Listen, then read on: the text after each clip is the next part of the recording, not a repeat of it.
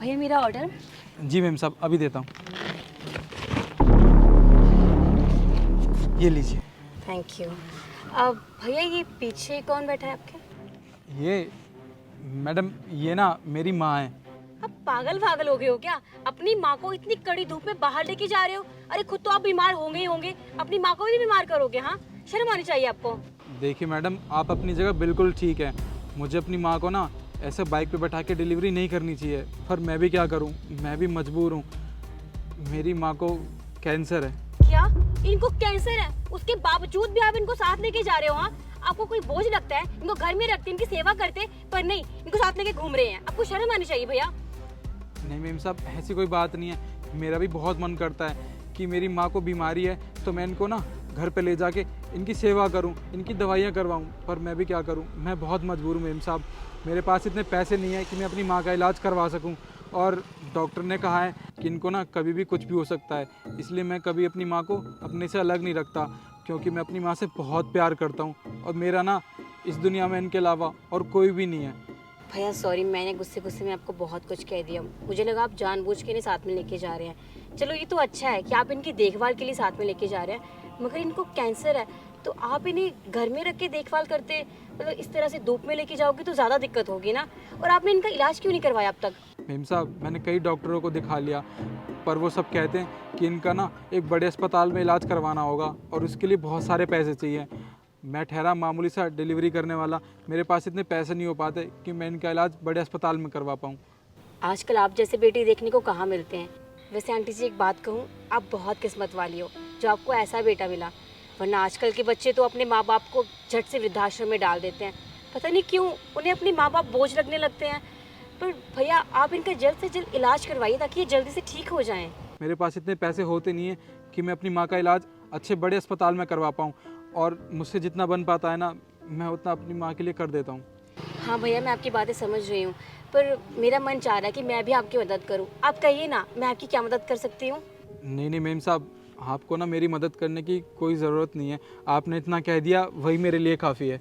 नहीं भैया कोई बात नहीं, लेकिन मेरा दिल कह रहा है कि मैं आपकी मदद करूं। आप जैसा नेक दिल इंसान आजकल कहाँ देखने को मिलता है।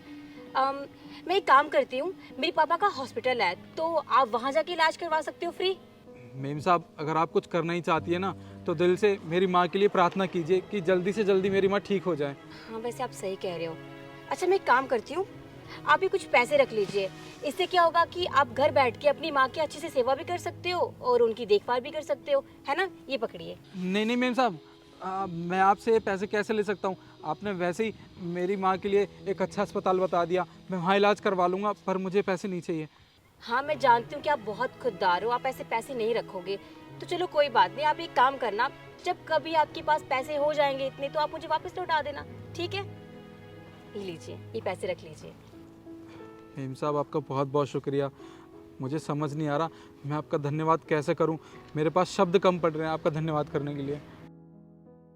और हाँ, मैं पापा को कह दूंगी आप अपनी माँ को वहाँ जल्दी से जल्दी एडमिट करवा दीजिए, ठीक है? और हाँ, आपको कभी भी किसी भी चीज़ की ज़रूरत हो ना तो आप इस एड्रेस पर आ जाना बेझिझक, ठीक है?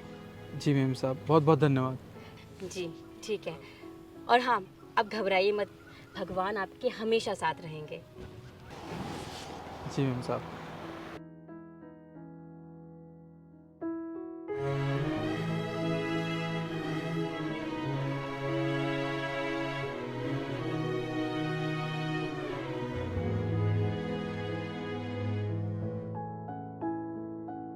भाई साहब अंदर ना एक मैडम रहती हैं, आप उनको बुला दोगे?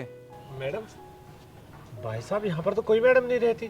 भाई साहब आप क्या बात कर रहे हो, मुझे अच्छे से याद है, ठीक 2 महीने पहले मैं यहाँ पे डिलीवरी देने आया था, और उन मेम साहब को जब पता चला ना कि मेरी माँ को कैंसर है तो उन्होंने अपने पिताजी के अस्पताल में मेरी माँ का इलाज करवाया, वो भी बिल्कुल फ्री में, और जिसकी वजह से ना मेरी माँ आज बिल्कुल ठीक है। और उन्होंने ना ये कुछ पैसे भी दिए थे और कहा था कि जब मेरे पास पैसे हो जाए ना तो मैं इन पैसों को उन्हें वापस लौटा दूं, और अगर ना लौटाऊं तो भी कोई बात नहीं, पर मेरे पास ना आज ये पैसे हो गए हैं, मैं ये पैसे लौटाने उनको वापस आया हूँ, आप बुला दो ना उनको। भाई साहब देखिए, यहाँ पर ना पिछले 5 सालों से मैं रह रहा हूँ, और यहाँ पर कोई मैडम तो क्या, मेरे दोस्त भी नहीं आते, तो हो सकता है आपको कोई गलतफहमी हुई है। आप एक काम कीजिए ना, आप एक बार अगले घर में ट्राई कीजिए। ठीक है भाई साहब। लेकिन बेटा ऐसा कैसे हो सकता है? उसने तो इसी घर का एड्रेस बताया था। उसने बोला था मैं यहीं मिलूंगी। माँ मैं भी यही सोच रहा हूँ, उन्होंने यहीं का एड्रेस बताया था, पर वो यहाँ रहती भी नहीं है और ये पैसे मैं उन्हें कैसे वापस करूँगा। माँ मुझे लगता है ना कि वो कोई फरिश्ता ही थी जिन्होंने मेरी मदद की और आपका इलाज करवाया। बेटा उसकी वजह से आज मैं अपने पैरों पर खड़ी हूँ और स्वस्थ हूँ।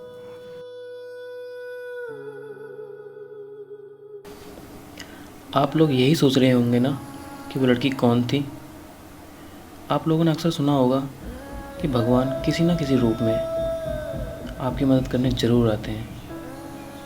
तो भगवान उस लड़की के रूप में इन दोनों माँ बेटों की मदद करने आई थी।